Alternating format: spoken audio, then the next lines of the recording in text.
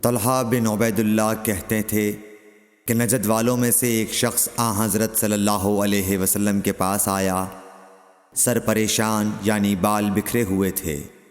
ہم اس کی آواز کی بنبناہٹ سنتے تھے اور ہم سمجھ نہیں پا رہے تھے کہ وہ کیا کہہ رہا ہے، یہاں تک کہ وہ نزدیک آن پہنچا جب معلوم ہوا کہ وہ اسلام کے بارے میں پوچھ رہا ہے۔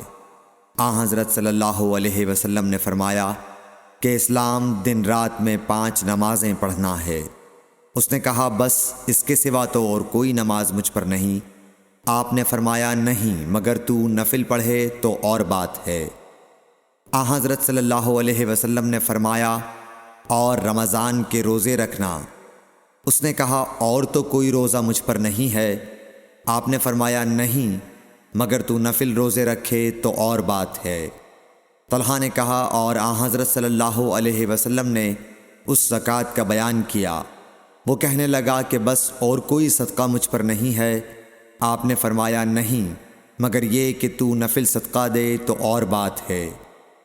پھر وہ شخص پیٹھ موڑ کر چلا گیا، یوں کہتا جاتا تھا قسم خدا کی میں نہ اس سے بڑھاؤں گا نہ گھٹاؤں گا۔ حضرت صلی اللہ علیہ وسلم نے فرمایا اگر یہ سچا ہے تو اپنی مراد کو پہنچ گیا۔